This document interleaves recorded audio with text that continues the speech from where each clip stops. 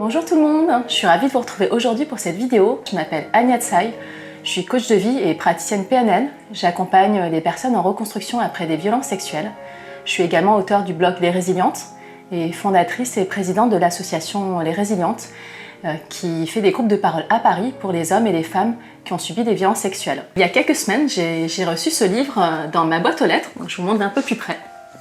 Donc déjà, un grand merci Marie-Laure, parce que j'étais extrêmement touchée par la jolie dédicace que tu m'as faite. Ce livre, quand j'ai lu, franchement, je l'ai lu d'une traite, j'ai pas pu décrocher mes yeux de la lecture et ce livre, il a tellement résonné pour moi et j'estime que c'est un livre qui est d'utilité publique et qui parle au cœur de toutes les personnes, des hommes et des femmes qui ont eux-mêmes subi des violences dans leur vie. Je dirais qu'il est thérapeutique, en tout cas pour moi il a eu ce rôle-là.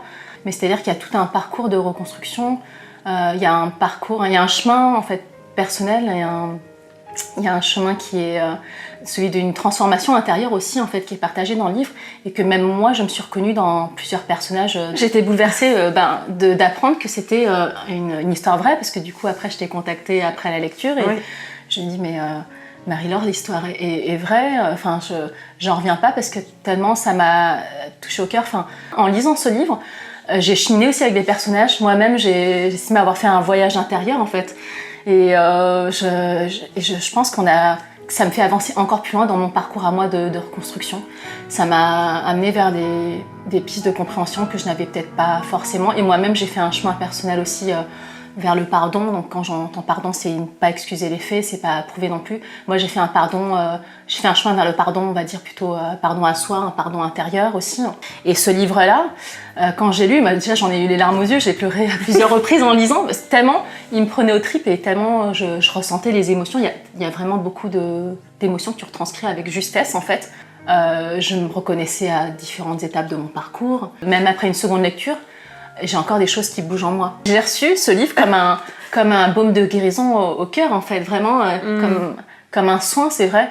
Et qu'en fait dans ce soin, c'est nous-mêmes qui sommes actifs en fait dans ce soin. J'ai pas reçu un soin en mode passif, mais en lisant ce livre, je me soigne moi-même ou je guéris des parts de moi en fait que je n'avais peut-être pas encore travaillé, voilà. Et ce que moi j'ai apprécié dans le livre, c'est que ça met en lumière en fait nos parts d'ombre aussi. On n'est pas tout blanc ou tout noir et c'est ça qui fait notre humanité en fait, d'être à la fois ombre et lumière.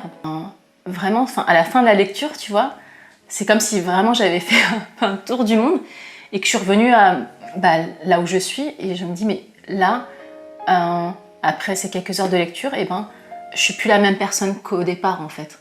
Vraiment, j'invite les personnes qui nous regardent, les hommes, les femmes qui nous regardent à découvrir ce magnifique livre parce que franchement j'en lis pas mal dans l'année, mais des trésors comme ça se compte sur les doigts d'une main.